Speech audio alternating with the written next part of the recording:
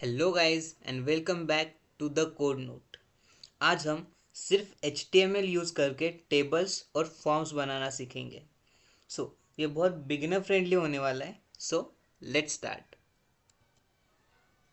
Okay, तो सबसे पहले हम टेबल टैग यूज़ करने वाले हैं। ओके, तो टेबल स्लैश टेबल और इसके अंदर जो भी हम लिखने वाले हैं उससे ही हमारा एक्चुअल टेबल बनने वाला है। ओके, तो उसके अंदर हमने सबसे पहले बॉर्डर इक्वल टू 1 ये एट्रीब्यूट यूज़ करा है, जो कि सिर्फ टेबल को विजिबल बनाने के लिए है। और फिर हमने यूज़ करा है TR/TR, जिसके अंदर फिर हमने TH/TH यूज़ करा है और कुछ कुछ जगहों पे TD/TD यूज़ करा है। तो इसका मतलब क्या होता है? TR का मतलब होता है कि हम रो के लिए रो में आगे बढ़ रहे हैं। ओके, और TH/TH का मतलब होता है इसके अंदर जो भी हम इंफॉर्मेशन लिखेंगे उसका एक कॉलम बनेगा और फिर वो रो में वैसे कॉलम्स बनते जाएंगे, जितना हम ऐड करेंगे उतने, जो कि यहाँ पे दिख रहा है। ओके, सिमिलर वे में TD/TD एक्चुअल डेटा लिखने के अंदर जितने कॉलम्स हमने बनाए हेडिंग से, उतने कॉलम्स में एक्चुअल डेटा फिलअप करने के लिए TD/TD का यूज़ होता है। ओके, सिमिलर वे में हमने सेकेंड जो हमारा एट्रीब्यूट है डेटा का, उसके लिए यूज़ करें और फिर उस तरीके से हमने ये टेबल फॉर्म किया है। उसके बाद हम एक्चुअल वेब पेज में फॉर्म कैसे ऐड करते हैं वो देखते हैं।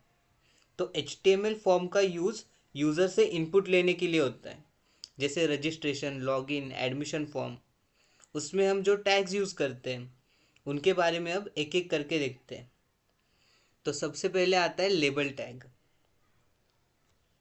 तो लेबल का यूज़ इनपुट का नाम बताने के लिए होता है, जैसे नेम, ईमेल, पासवर्ड। ओके, उसके बाद आते हैं इनपुट टाइप्स।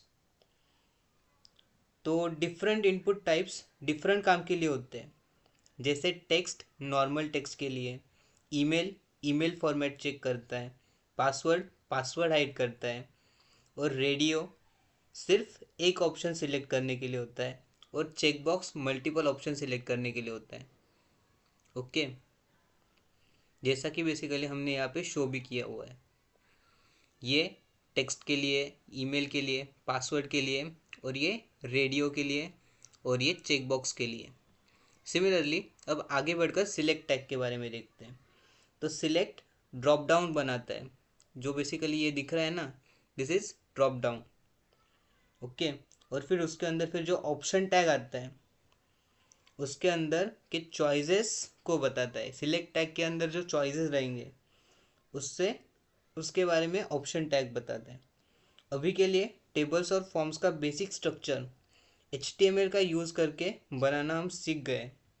ओके, अब इन सब का हम एक्चुअल प्रोग्राम में किस तरीके से लिखेंगे वो हम अगले पेज में देखेंगे। ये कुछ इस तरीके से प्रोग्राम में लिखा जाएगा और फिर एक्चुअल पेज में वो कुछ इस तरीके से हमें दिखेगा।